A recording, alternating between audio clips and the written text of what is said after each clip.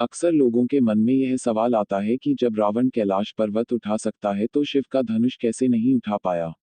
भगवान शिव का धनुष बहुत ही शक्तिशाली और चमत्कारिक था।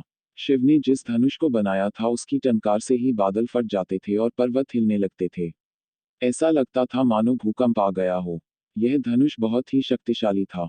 इसी के एक तीर से त्रिपुरासुर की तीनों नगरियों को ध्वस्त कर दिया गया था। इस धनुष का नाम पिनाक था। देवी और देवताओं के काल की समाप्ति के बाद इस धनुष को देवराज इंद्र को सौंप दिया गया था। देवताओं ने राजा जनक के पूर्वज देवराज को दे दिया। राजा जनक के पूर्वजों में निमि के ज्येष्ठ पुत्र देवराज थे। शिव धनुष उन्हीं की धरोहर स्वरूप राजा जनक के पास सुरक्षित था। उनके इस विशालकाय धनुष को कोई भी उठाने की क्षमता नहीं रखता था, लेकिन भगवान राम ने इसे उठाकर इसकी प्रत्यंचा चढ़ाई और इसे एक झटके में तोड़ दिया। रामचरितमानस में एक चौपाई आती है, उठहु राम भंजहु भव चापा, मेटहु तात जनक परितापा। भावार्थ, गुरु विश्वामित्र जनक जी को बेहद परेशान और निराश देखकर श्री राम जी से कहते हैं कि हे पुत्र श्री राम, उठो और भवसागर रूपी इस धनुष को तोड़कर जनक की पीड़ा का हरण करो।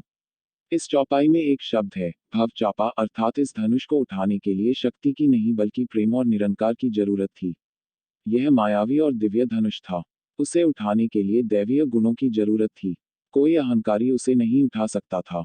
रावण एक अहंकारी मनुष्य था। वह कैलाश पर्वत तो उठा सकता था लेकिन धनुष नहीं। धनुष को तो वह हिला भी नहीं सकता था। वन धनुष के पास एक अहंकारी और शक्तिशाली व्यक्ति का घमंड लेकर गया था। रावण जितनी उस धनुष में शक्ति लगाता वह धनुष और भारी हो जाता था। वहां सभी राजा अपनी शक्ति और अहंकार से हारे थे। जब प्रभु श्रीराम की बारी आई तो वे समझते थे कि यह कोई साधारण धनुष नहीं बल्कि भगवान शिव का धनुष है। इसीलिए सबसे पहले उन्होंने धनुष को प्रणाम किया। फिर उन्होंने धनुष की परिक्रमा की और उसे संपूर्ण सम्मान दिया।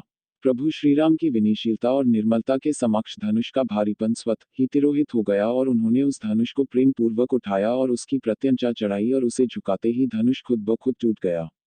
कहते हैं कि जिस प्रकार सीता शिवजी का ध्यान कर सहज भाव बिना बल लगाए धनुष उठा लेती थी, उसी प्रकार श्रीराम ने भी धनुष को उठाने का प्रयास किया और सफल हुए।